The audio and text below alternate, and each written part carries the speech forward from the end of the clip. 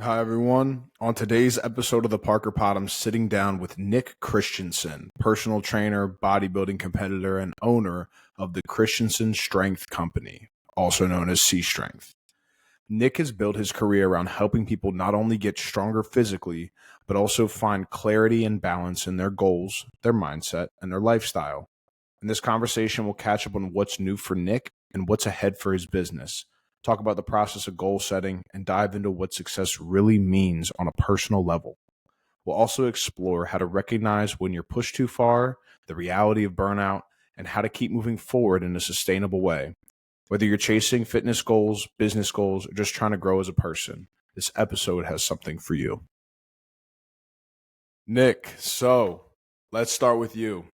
It's been a little bit since you and I have talked. So what's new in your life? What's new in business right now? And what can people expect from C Strength in the near future?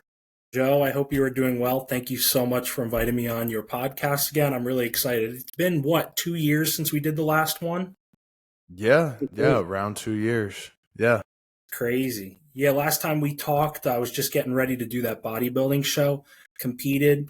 I placed pretty high on the list. It was really good. We're actually getting ready to do another show this coming spring 26, and just been really grinding away at the company. C Strength has grown exponentially in the past 2 years.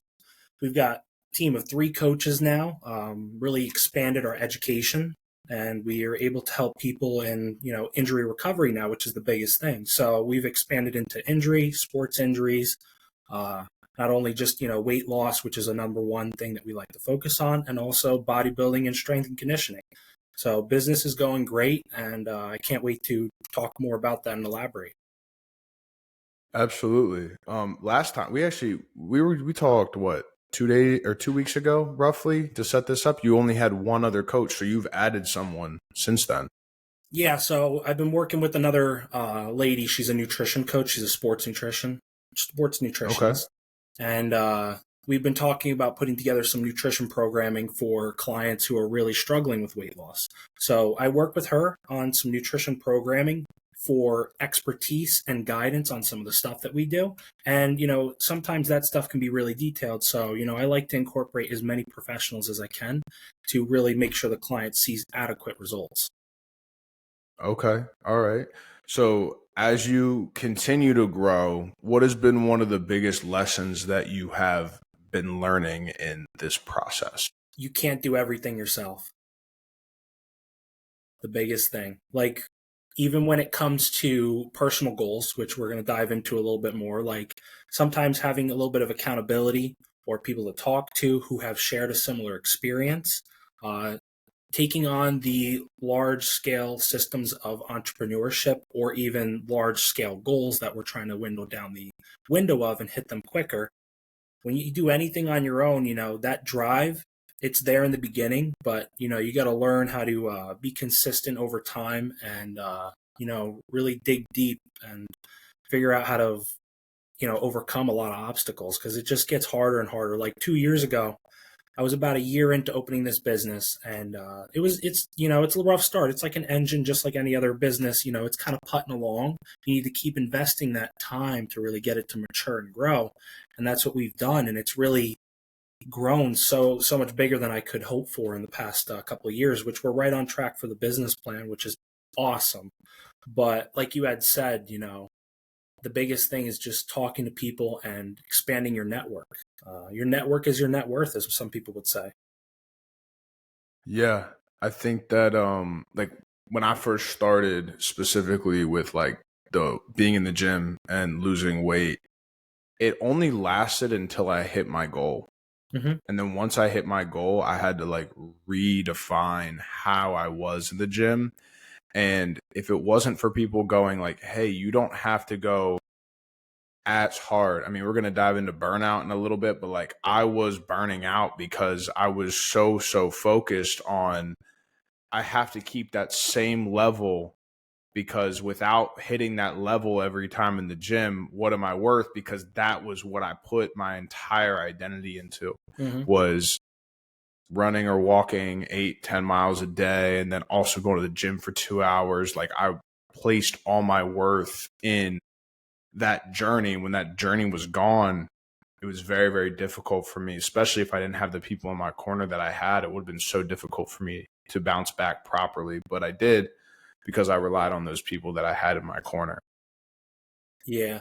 I like to touch on that a little bit more. Like you said, that goal, when you're chasing it, you have a certain system and a routine that you do each week.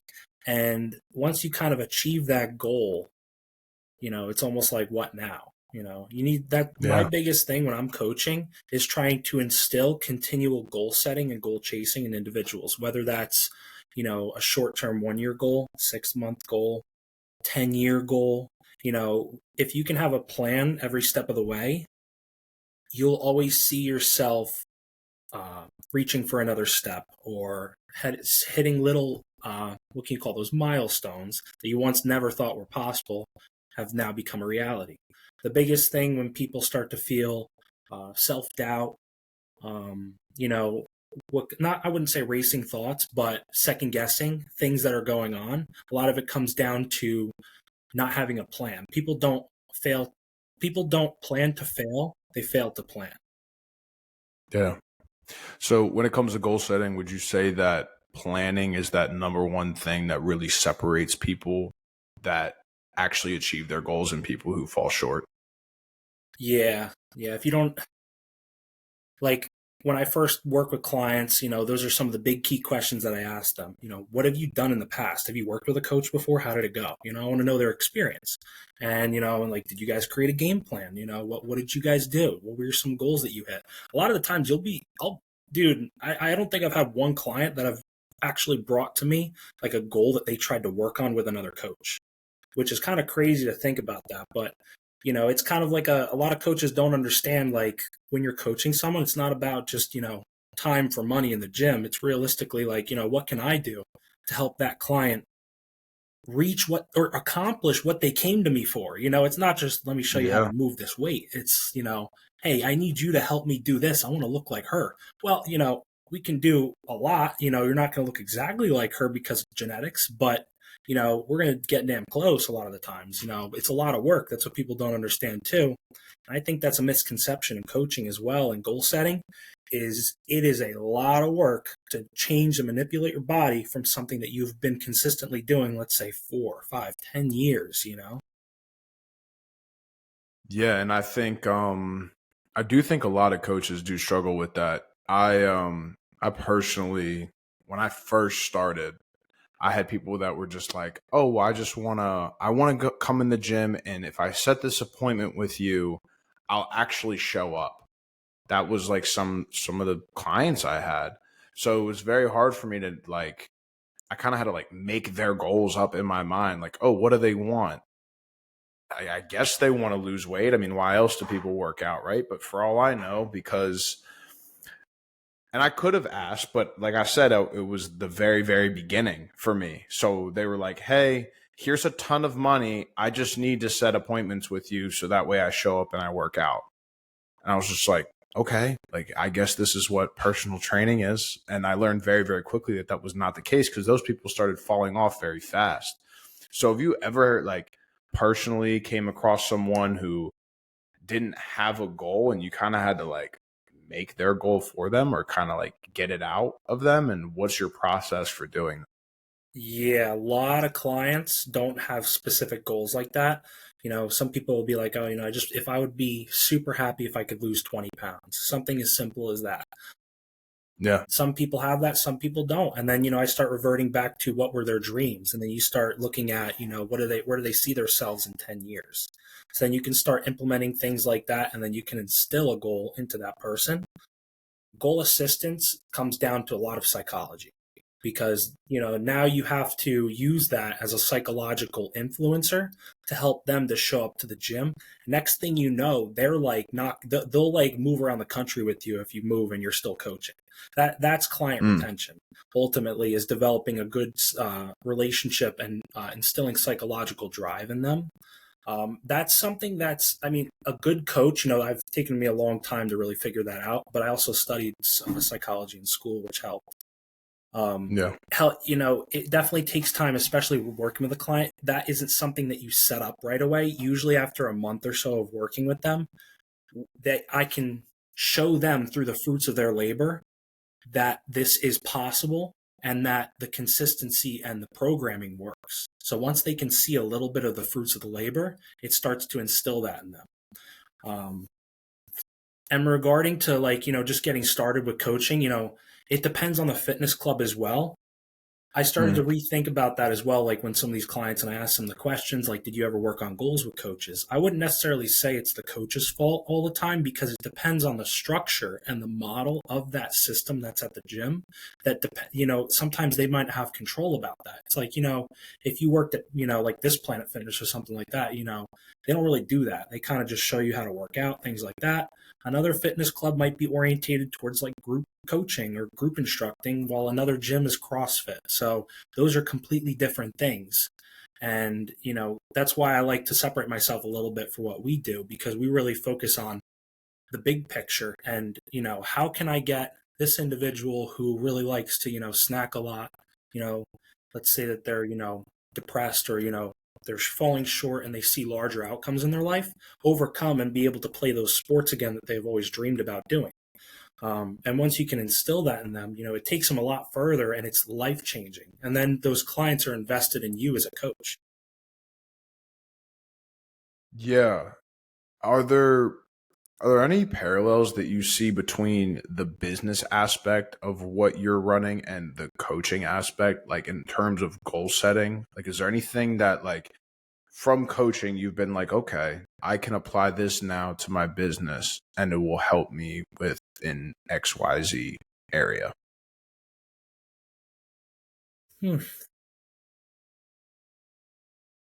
I would say the consistency aspect, like to be consistent with results and training, Okay. that's how you see results. To be consistent, to see results as a business, you have to be consistent with your efforts. A lot that really comes down to it. Just like any company, the more you get involved, the more you do other things, try new things. It's all about. There's no book. They don't write. Well, they do write books on how to run a business, how to run a coaching clinic, things like that. But it depends on that little area that you want to really dive into. For me, it's like therapeutics, injury recovery, weight loss. That's just what's around right now, and that's what we found out we're really good at. So we kind of dove into that, and working with it, hands on, and then you can implement the sales structure, and then you keep tweaking it over time, and then you start to get really good at it. It's trial and error, man, a lot of the times. And even with coaching and individuals with weight loss, injury recovery, within some reason, it's all trial and error. You just can't be afraid to do it. Yeah. What kind of sales systems have you found work best for your company? Sales systems, that's a tricky one, because when people say sales, they think, how can I drive the highest, or it's all about making money. So sales is all Yeah. about the biggest number for a certain product that's being sold. So, maximizing profit margins in that matter and that sake. So when we talk sales with a coaching company, this is the hardest thing when it comes to coaching that all coaches fall short of. Online coaches make, 6 figures working with this business coach doing this in 3 months, or you get your money back. You see these all the time. That personally comes down to the individual, because I broke that down. I really thought about it. My company's 10x in like 6 months now. Like this year's been a big year. Very thankful, very blessed. And it does come down to the sales structure, but that's an individual based. How far are you willing to go in order to get clients? Personally, I thought about that. I started watching a lot of videos, doing my own personal research on this stuff. I never hired a coach, and I was like, if I really want these clients, I got to talk people. I started picking up the phone and calling people that I had newer leads. First thing's lead generation. You got to talk to people, get your name out there, business cards, calling businesses. I got this service. Call me if you need anything. Give them free stuff. A lot of legwork, tons of legwork. Once you get a few leads, now you got to call them. You got to talk to them. And it's not all about how much the service is. It's what you can do for them. So sales and the personal training aspect is selling you to that client, making them trust you, and then the price is the price, and you have to know that what you're selling it as, whatever you determined your price to be, that you're wholeheartedly standing behind it. And once you're confident in your sales funnel, then people will buy it. It's not only then when you're confident in what you're doing, that your sales will drive up. And then ever since I made that switch through personal drive and confidence in my own business structure, that the business took off. It's hard to say that one area really works when it comes to sales, or I'm sorry, one tactic, because you have to figure out, like, some people will use social media. If you're really good at social media, you can funnel things through your videos. Social media is tough. You gotta have a niche, you gotta pump out content, and you gotta throw some little pitches in there. But if they're too big, people just keep scrolling. So Yeah. you gotta find something you're good at, hone in on it, and that sales structure will follow through confidence. Awesome, man. So it sounds like your determinant of being a successful coach isn't just based on sales, right? It's based on how you impact your clients specifically. So how do you personally define success for you, for yourself, and for your business? Success for me personally and through my business, that's funny that we bring that up. And I really wanted to talk about personal success in this video as well. That is one thing that I'm currently working on, is where do I see this business moving towards? Because I had some pretty good goals with this business. I wanted to get a team of coaches together. Well, now I've got the team. Now we're really honing in and looking at how we can make sure all the clients see adequate results in adequate amount of time, which now we're doing great with. Clients are losing a lot of weight. It's just awesome. When the weight loss journeys and the injury recovery clients, they're getting better. The next step of the game is replication and expanding. So, ultimately there's a cap that I want to hit in margins. Once I can hit that, then necessarily, be possibly expanding the team, trying to get, 3 full-time coaches, not just 2. And try and continue to take this on as a full-time gig. The progression's still there. We're still young. Most businesses take upwards of 5 years to get fully booming and growing. But ultimately, I'd love to help impact people's lives and make changes as a full-time gig. Right now, this is something I do on the side, kind of. I have a full-time job, as we talked previously, but I would like this to become everything about my life. And I think I'm going to keep pushing for that. And what determines a personal goal in someone else as well, which we help with, is something similar. Business goals, it's baby steps. You set, like, I want this many clients per week. I want to hit 5 clients per week. And then your next goal should be like 10. And you just keep pushing, keep doing everything you can in writing things down. Goes back to that sales as well, calling people, going out, doing the legwork, and, advertising, handing out flyers. Until you keep hitting each of those little steps. And then we wanted to touch on this a little bit too. How do you know when to stop? Some businesses, this is, look at Amazon or some of these big companies. These guys are like addicted to just growth. Essentially, you could keep growing anything endlessly, but there is a point when it starts to almost consume your life. So in business, you have to decide personally, what is the tipping point? For me, I would like to become a full-time coach. That's what I'm working on, and that's what I'm going to achieve. Once I hit that, you got to look at it. Like, do I want to work, 40, 50 hours a week with my business? Do I want to provide 40, 50 hours a week for my other coaches? What happens if I open up 2 or 3 other coaching clinics? Now I'm working 80, 90 hours a week again. And then if you have a family, things like that, you want to take vacations, that's non-existent. So you have to look at yourself when you get to those things as an entrepreneur. This is the line. This is where we're comfortable. We can afford to live. We can afford to eat. And this is the lifestyle that I dreamed of. We've achieved it. Now let's focus on some hobbies and goals in life and grow together. So I think those are some really important aspects. What do you think? As you were talking about this one story came to mind. It was a story about a fisherman in Mexico, and a guy from America came down to do like a fishing charter with him or something. And he was talking to him, and the Mexican fisherman was like, "Oh yeah, what I do is I just come out here, fish, bring some people with me. The fish I get, I bring home to my family, I cook, and I have a good time with them."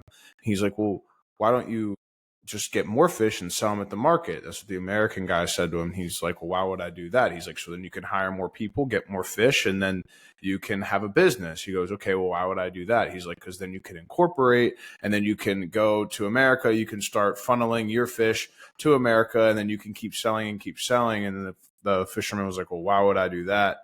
And he goes, Well, because then you could fish in the morning and then go back and eat with your family after you sell your business. He's like, well, like, and like the concept of it was like, well, that's what I'm doing now. So at what point do you hit like, okay, this is where I want to be. This is where I'm at. I make my money, but then I also do what I want for a large portion of the time as well. And I feel like I personally, I get caught up in that. I got to go, go, go, go, go, go, go. So that way one day I can retire and I can do whatever I want with my family. And it's hard defining where that is. So for you, what would be your defining line right now for where you want to be in terms of balancing your business, your fitness lifestyle, and your family lifestyle? So fitness is definitely the priority because I want to continue bodybuilding as the hobby. Once I could take on the coaching as the full-time job, I really love the aspect of growing the business. So when you pick up entrepreneurship, sometimes people can pick it up, like I just said, if they already go into it with a family, that all they want to accomplish is support of their family. So once their business is able to do that, they're happy. That's it. But when you start to pick up entrepreneurship as the thought of freedom and success, what success is personal. That's a personal decision. What do you define as success? For me, honestly, success is achieving a lifestyle that you personally have dreamt of and see yourself pursuing. For some people, it could be living in the woods. That would be success to them. For me, like I said, it would be a full-time coach helping people achieve their goals. And when we look back at where the line is, where would I draw the line? As an entrepreneur, I went to school for this, and this is kind of like really what I wanted to dive into since I was young. It's just building something as big as possible. I can't necessarily tell you when that would stop because I love growth. I love expansion. And, I think it would be awesome to have one of the biggest coaching clinics in the world or even the country. That just takes time. Of course, that is a very large demand to me. But, through consistency and a lot of effort and dreaming, anything's possible. Yeah. Just every day going in the right direction, doing something to help your business grow. That'll compound over time. Yeah. Having big goals kind of, like, you have to like break it down into steps very, very frequently, because if you have a big goal, it's going to look big if you don't have a bunch of steps going up toward it. It's like a mountain, right? There's some mountain ranges that have steps on them. The mountain range with no steps, you're like, well, I'm going to have to be an insane rock climber to get up to the top of that mountain. But if you add steps to the mountain, it's like, okay, well, I can get there because I see the steps to get there. So I think that, we talked a little bit earlier about like goal setting. I think that having those smaller steps and those smaller goals and celebrating those smaller goals is very important. I have an issue heavily with celebrating those small wins because, like you, I'm like, well, no, I have this giant goal. Kobe said it best: is the job finished? Job's not finished. Why would I be celebrating? So like that massive goal, I'm like, well, I haven't hit that yet. I don't have $100 million in business. I don't have that's my goal. I don't have that yet. So why would I celebrate? So definitely giving yourself grace is important, but not giving yourself grace and settling, I think, are two different things that I often mix up. And you said that you have things that define your success too, but also that sometimes you can take things too far, right? But you also said I could be the biggest in the country. I could be the biggest in the world. So taking things too far, what do you mean by that? Is there anything that you've ever taken too far, and what did you learn from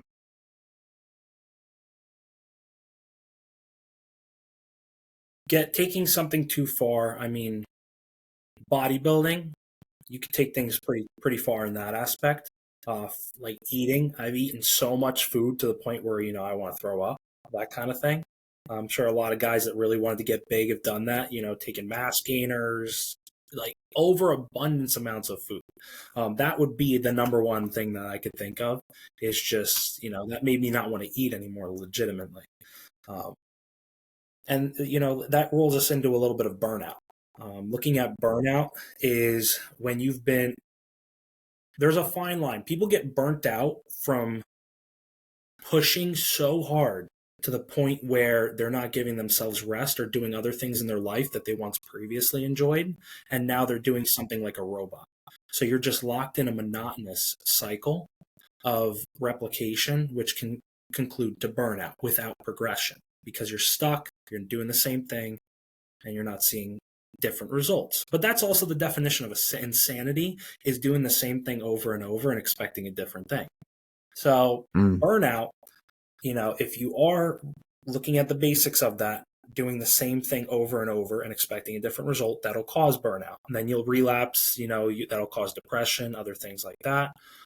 That's one example. Another example would be trying to grow a business so fast. You want to hit, let's say you want to build like $1 million business. That's not going to happen overnight.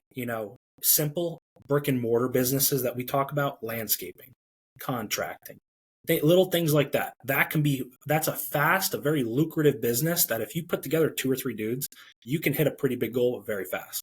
Companies that often start off slow with very good entrepreneurs behind them have the greatest potential for large scale earnings and development, because there is reward in patience and planning. So when you want to build something large, burnout can happen when you want to try and take a big piece of the pie very too quickly and there's too much going on. That's another example. Burnout can also happen, which is not necessarily a bad thing, is a complacent lifestyle. So, let's say you're working at the same job, McDonald's, 5-10 years.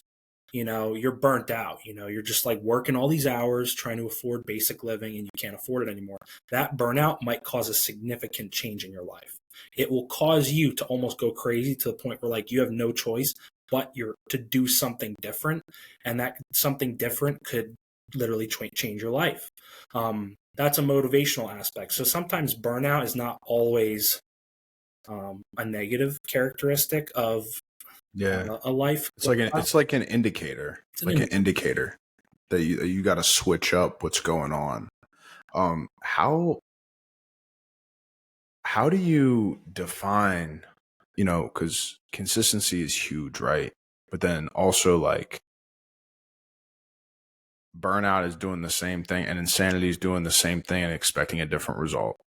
So how do you define what like consistency is and then what insanity is?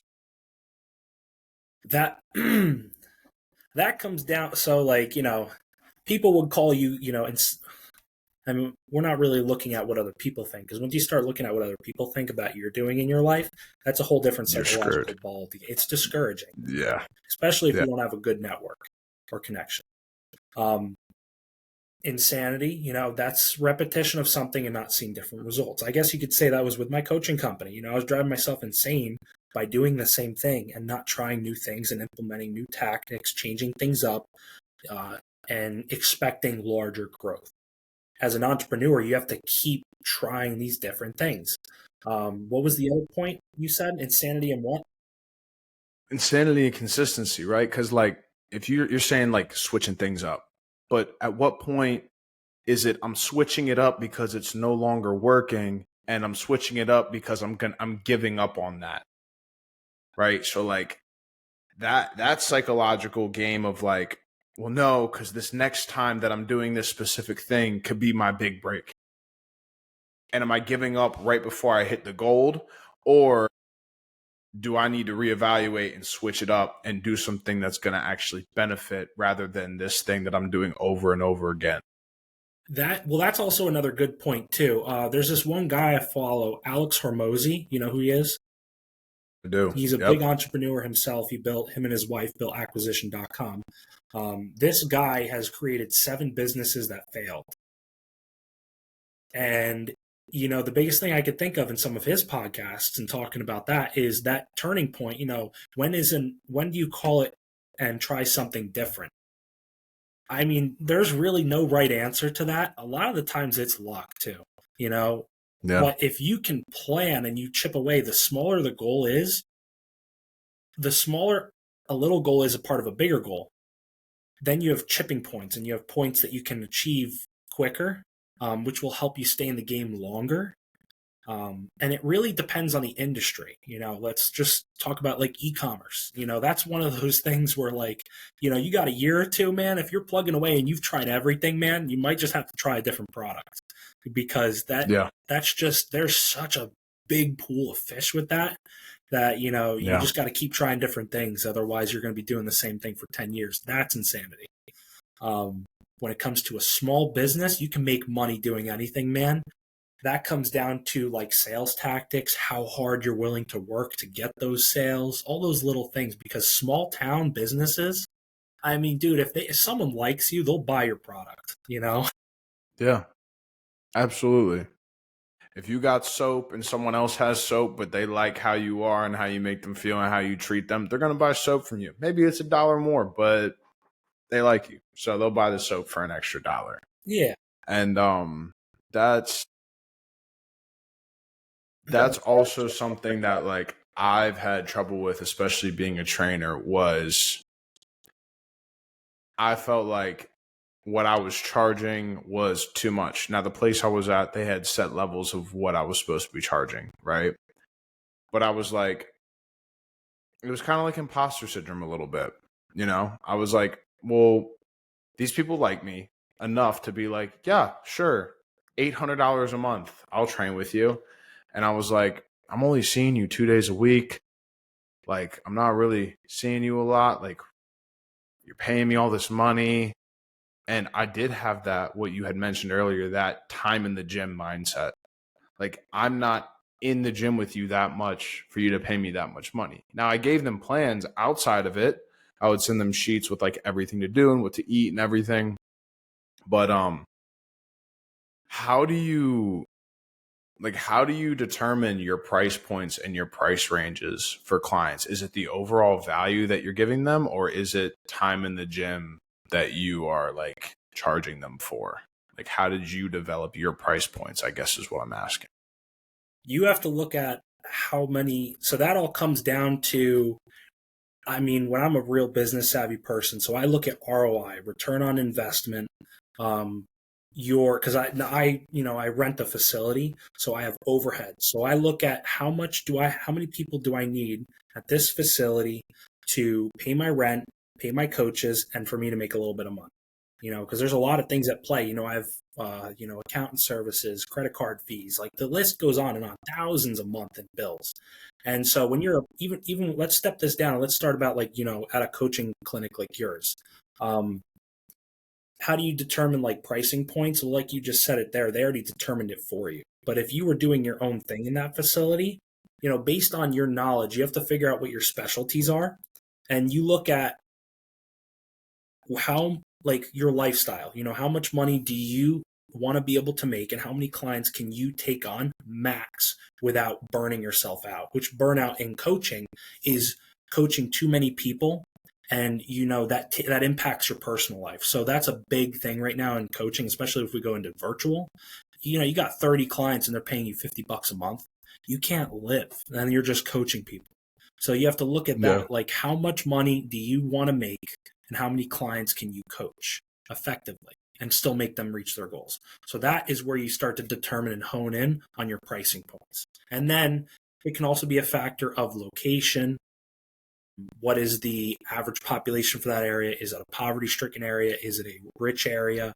Like, if we look at personal training sessions, down in, Philadelphia, Pennsylvania, some of those sessions might be $90, $100, maybe a little less, maybe a little more. You go to New York City, I just had a buddy telling me it's $160 a session. Wow. So yeah, I mean, down here, I know it was, if you were an elite coach, it was $93 an hour for a session down here. So, and that's Wesley Chapel. That's not even like Tampa or Miami. So I can only imagine like in the city, how much those sessions would be. Probably be around the same, like between $120 to $160 a session. Oh yeah. Yeah. And in LA, like those gyms too, the gym memberships over there are $150 a month. Coaching sessions, $150 an hour. Like that's just, Yeah. it's location based. So then when you look at the area, that's if you're a contractor, like you're a personal trainer working and you're doing your own services at a gym, that's how you have to look at your price points. And it's the same with virtual. Like I said, how much time or you want to put in per week and what's the max clients you can handle and how much do you want to make? Once you can figure that out, you can divide it up and you'll be like, okay, I need to charge this much per client so I don't go crazy, but I can still help. Yeah. For your overhead specifically, you say you rent a space. Is it a gym that you just train out of that someone else owns and operates, or does someone have a space and you're renting the area, but it's your gym? So the gym is owned by some other people I'm friends with. It's our local sheriff. He built the gym, and then I own the coaching side of it. So I'm contracted to do all coaching services through Okay. that gym.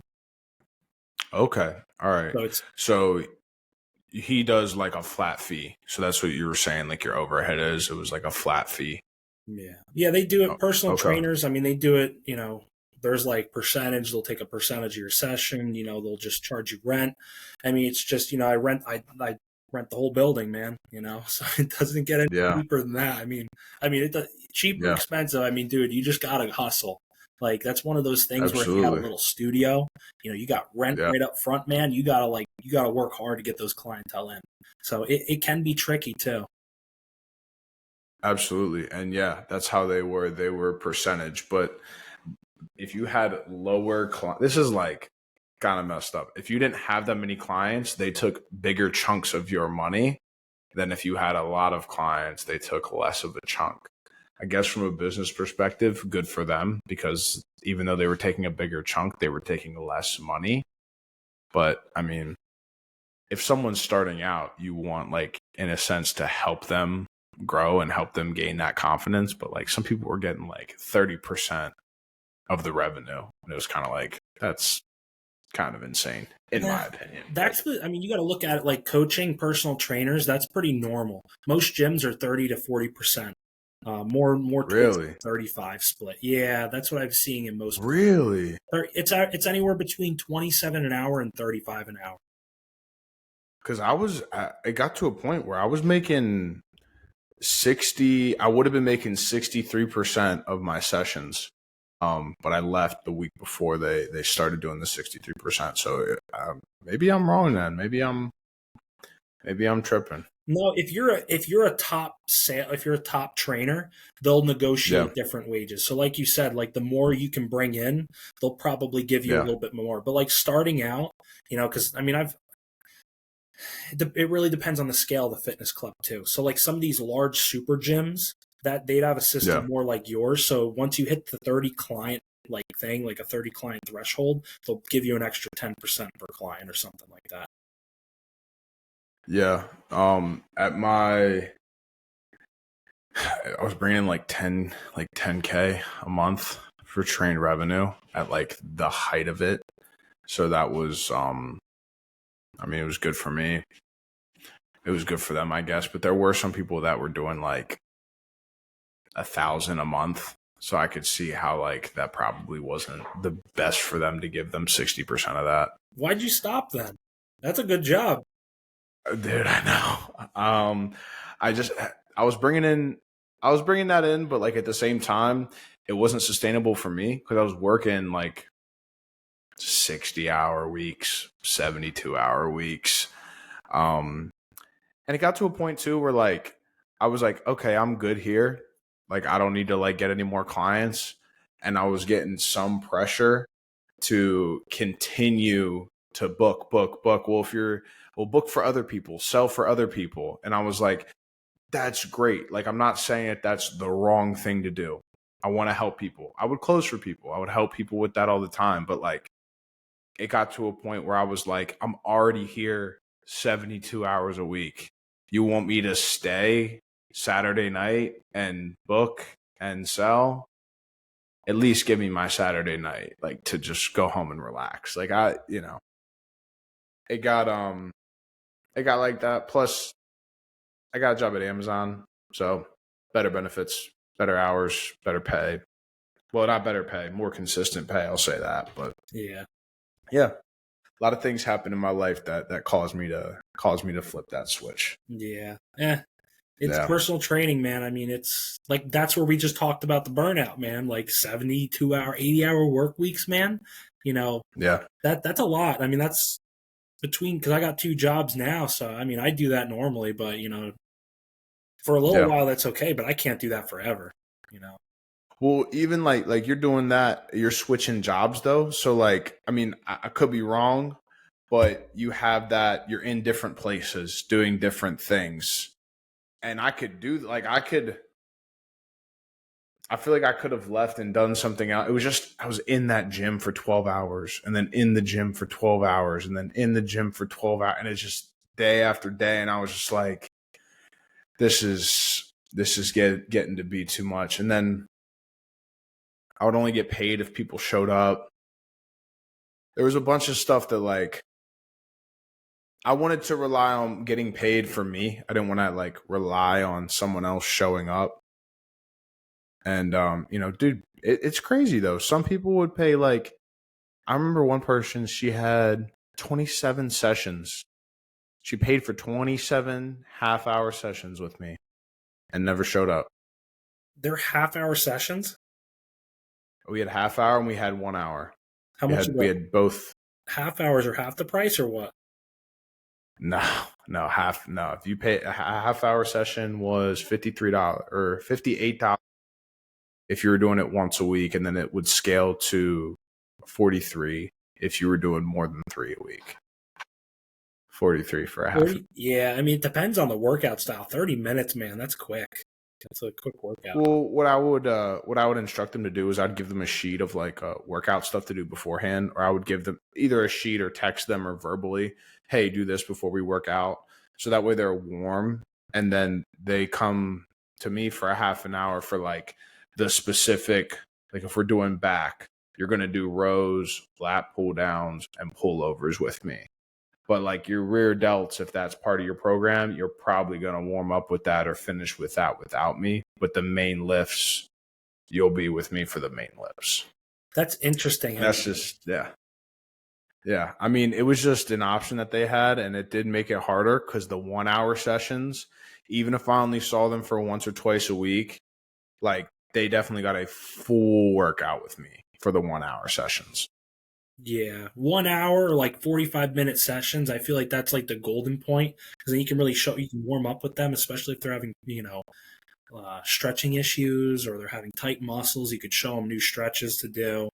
And just really take the time to focus on them. It's tough to Absolutely. break that up and really to differentiate between how much time with a client is enough time, depending on the workout. Yeah.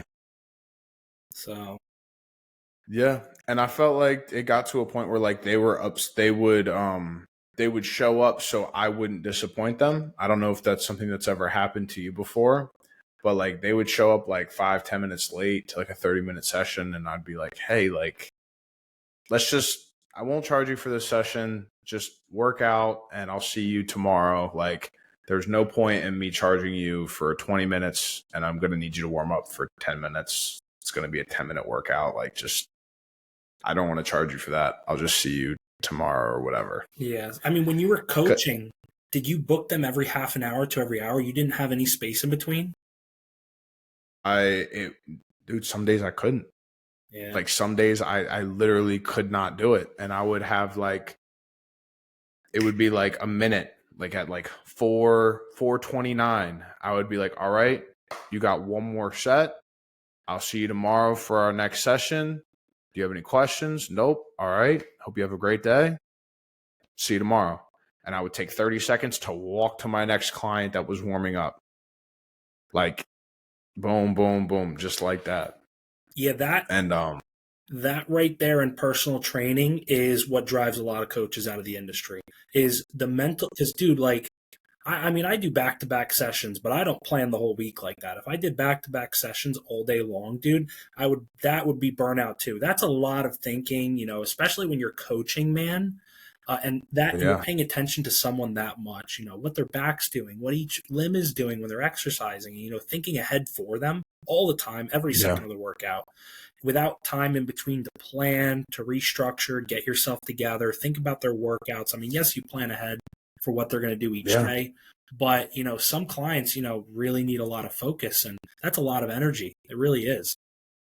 Yeah. Absolutely. And I remember specifically this one guy that I had, he had a question for me, and I felt so bad because he asked me, and then he saw me 3 days later, and I didn't have an answer for him because in between having back-to-back sessions all week, it totally slipped my mind.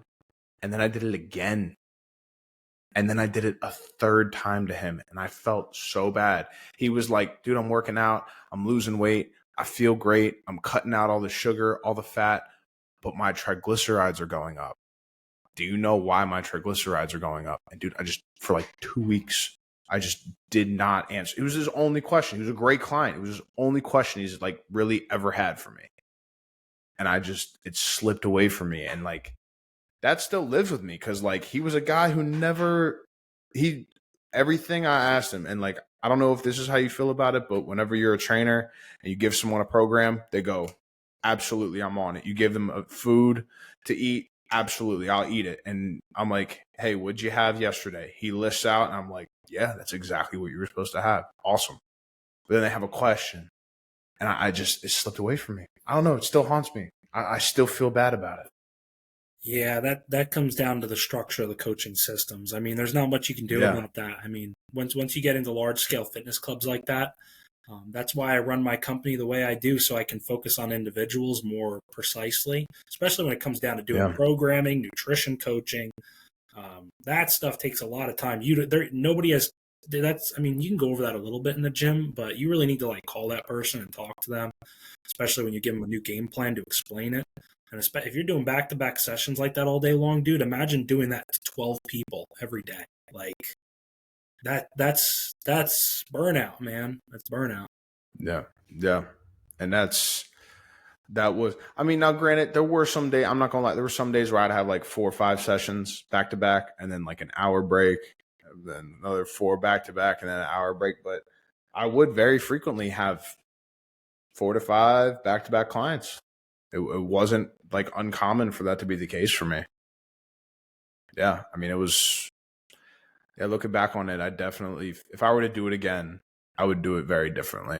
Yeah. I would do it with 5 minute gaps or 10 minute gaps. But I was an entrepreneur starting out. I needed to make money fast. I moved down to Tampa with no job, and my goal was you need to make money to pay your bills. So you gotta get there as fast as you can. If they want to come in at 5 a.m., you're here at 5 a.m. If they want to come in at 7 a.m., you're here at 7 a.m. If they want to come at 9 p.m., you're here at 9 p.m. Like that was just my mindset at the time, and it was I'm glad that you have structured it so that way it's good for you, good for your coaches, and good for your clients as well. Because Yeah, that's that I think is key in the business. it's trial and error, man. I mean, I've done, like I said, I've been doing this for 3.5, almost 4 years now. I've tried every system, and I look at one gym how they do it, and I'm like, no way. I look at another one, I'm like, no. I'm like, this is how we're gonna do Yeah. it, and it works. I'm confident. I am helping people, and it's going to continue to work, and we're going to continue to grow. Um, it's definitely a lot of elbow grease though, in anything you're doing, especially because this is all my own thing. It's completely Absolutely. different. This is it's my own clinic, it's my own studio, so I set everything up the way I want it. It's tough when someone's working out of another facility because they dictate pricing, how you're going to coach, what you're going to coach, those kinds of things, and you can't really do much more outside of that, otherwise you're in breach of contract. So Yeah. like doing your own coaching and these, like, that's the biggest thing in the country too. A lot of coaches will like try and pull clients from those gyms, and then they wind up in a pickle. Yeah. I mean, I've had clients approach me too. They're like, hey, look, if you don't mind me asking how much you get paid, and I tell them whatever here per session. They're like, well, what if I just pay you that and you train me outside of here? And I'm like, nah, because that's you're from here. And then if I get caught, that, complete breach of contract, C, and then I got to drive to you. And if I start doing that with multiple clients, then I got to drive to this gym, that gym, this gym, that. I have to have a membership at 4 different gyms, and I got to go to all these places. And it's just becomes, and for what? To get paid the same? No. Yeah. I mean, personally, that's, yeah. And then there's also no regulate. Like, I'm at work, I have another client, bye. And then, they could get to a point where they're like talking to you after the session, and you're like, I gotta go do something. But yeah, I mean, it's a very complicated industry, especially when, you're doing your own thing. What's one thing that you would give to the audience if they're thinking about either starting their own personal training business or starting their own business in general? What's one piece of advice that you would leave them with? Figuring out what niche within personal training that you really want to focus on. Weight loss, performance coaching, sports performance, because personal training can be a combination of all these things. Figure out what you're good at, what you really like to do, and then, whether you want to do it on your own, virtually, or for another business, set those little stepping stones, and then draw yourself a timeline. Where do you see yourself being with coaching in 5 years from now, and what are you going to do in those goals to take it there? Or, is it a short-term coaching thing? Are you going to do it part-time? Are you going to do something else? Because going full-time or part-time as a coach is a really big thing to make a decision on. If you're going to go full-time, it's a hustle, because you have to understand the tactics and you have to put in a lot of elbow grease to support yourself full-time.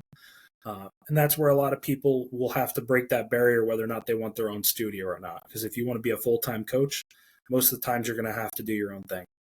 So, yeah.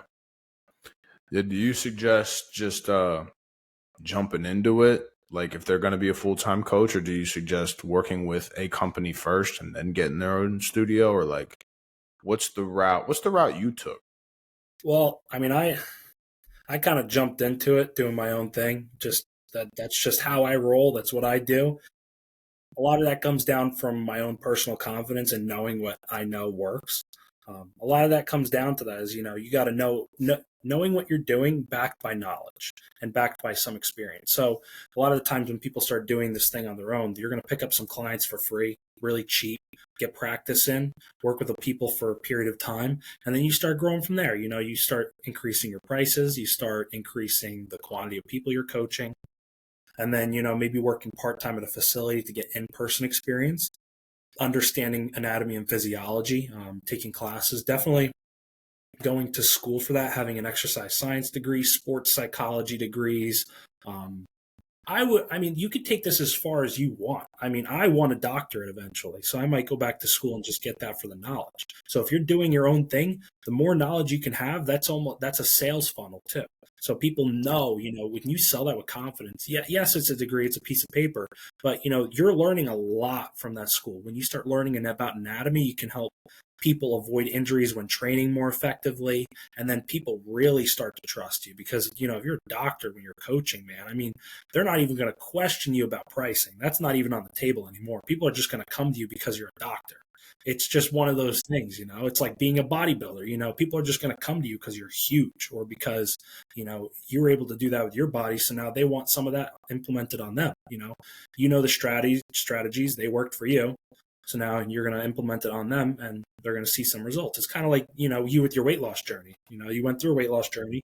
You can leverage that. People see that, and they're like, oh, I'm going to lose weight one way or another. So. Yeah, that was one of the main things that I utilized, was like, hey, look, if you want to lose weight, I can teach you how to lose weight. You may not. Actually, I'm going to say you are definitely not going to like it, especially if you want to lose it at the rate that I lost it at. But if you want to get there, I can definitely teach you how to get there. We can go the fun route where you don't hate life for 6 months, or we can go the other route where you're going to not like life for 6 months. There's those two things, and there's two ways to do it. I do now. That was my mentality at first. Now I do know that like strength training is so important in that aspect. If I would have tried to be as scientific with it as I am now, I would not have ever started, I don't think. So I think that was like really important too. It was just like, that running outside is going to burn calories and you will lose weight doing that. So do that. Now I understand. I focus so much more on strength training now than I do on just cardio. It's balance, man. It really is balance. Yeah. It's goal orientated. You don't want to go catabolic, which is losing muscle and fat at the same time. So yeah, there's a lot of different ways you can go about it. Ultimately, with my coaching, it depends on their goals, but I want to change people's lives. So, the quicker you do something, the quicker they are to go back to what they were originally doing. So that comes down to client retention. That's a whole nother topic and something for another time. Client retention, man, that's, how do you get someone to work with you for 2, 3, 4 years, Yeah, absolutely. I definitely think my audience they're gonna love this episode, especially those who are looking to grow their business as personal trainers and as entrepreneurs, because I have a lot of those people that I've had on this podcast and a lot of people that watch this podcast that are personal training fitness coaches and they're looking to build their business. So I think that you've provided them with a lot of insight. For those people specifically and for everyone else, what are your Instagram pages? Like, where can people follow you at? My personal page is Nick Christensen 807. That's where I post a lot of my personal journeys and all my client success stories too. I share them from my business page, which is C Strength 23. Find us on Facebook or Instagram. Those are our primary sources.